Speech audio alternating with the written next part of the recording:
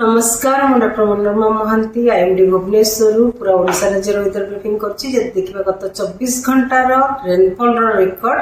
तेबे हमर सबुठ बेसी वर्षा रेकॉर्ड करा जायछि ढेंकानाल जिल्ला रे जोटा कि भेरी हेवी रेन हेछि 119.6 मिलीमीटर ता सहित अलगा पांचटा स्थान रे प्रबल वर्षा मध्य रेकॉर्ड करा जायछि किंतु राज्य रे किछि स्थान रे वर्षा रेकॉर्ड करा जायछि। जदि सीजनल रेनफॉल देखा आज पर्यंत टोटल वर्षा पूरा राज्य में 469.4 मिलीमीटर वर्षा है जोटा कि आम नॉर्मल वैल्यू रही 407.5 मिलीमीटर जहाँ फल वर्तमान मध्य राज्य में 12% एबव नॉर्मल रेनफॉल रही स्वाभाविक वैल्यू ठारू 12% अधिका वर्षा रही। आगामी 24 घंटा पर्यंत देखा आगामी 7 दिन पर्यंत राज्य में किसी स्थान में हल्का मध्यम वर्षा रहित कांभा स्थान में कि गोटे कि दुईटा स्थान में प्रबल वर्षा रही संभावना रही जमीक सुंदरगढ़ केउंझर मयूरभंज इवन ढेंकानाल जाजपुर कटक जगतसिंहपुर केन्द्रापड़ा जिले में हो पारे गोटे कि दुईटा स्थान में प्रबल वर्षा अलग जिला गुड़िकर आम उत्तर अभ्यंतरण ओडिशार अलग जिला गुड़िक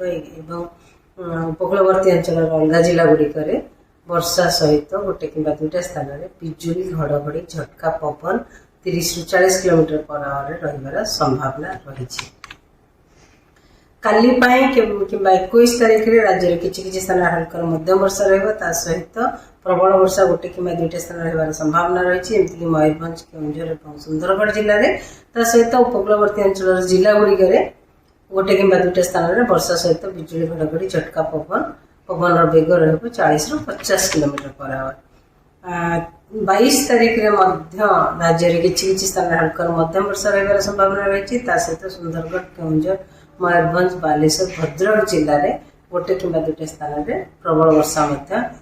संभावना रही सहित उपकूलवर्ती अंचल सबू जिला गुड़िक गोटे कि दुईटा स्थान में वर्षा सहित बिजुली घड़घड़ी और झटका पवन 30 ରୁ 40 किलोमीटर पर आवर रहिबार संभावना रही। 23 तारीख में राज्य में किसी स्थान में हल्का मध्यम वर्षा सहित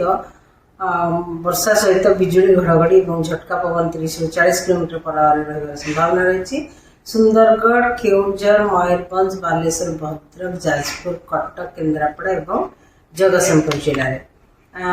24 तारीख में राज्य किसी स्थान हल्का मध्यम वर्षा रही संभावना रही सहित सुंदरगढ़ झारसुगुड़ा संबलपुर जिले में वर्षा सहित बिजुली घड़घड़ी संभावना रही 24 तारीख 25 तारीख में मध्यम वर्षा किसी स्थान राज्य किसी स्थान में हल्का मध्यम वर्षा होबार संभावना रही प्रबल वर्षार विशेष संभावना नहीं।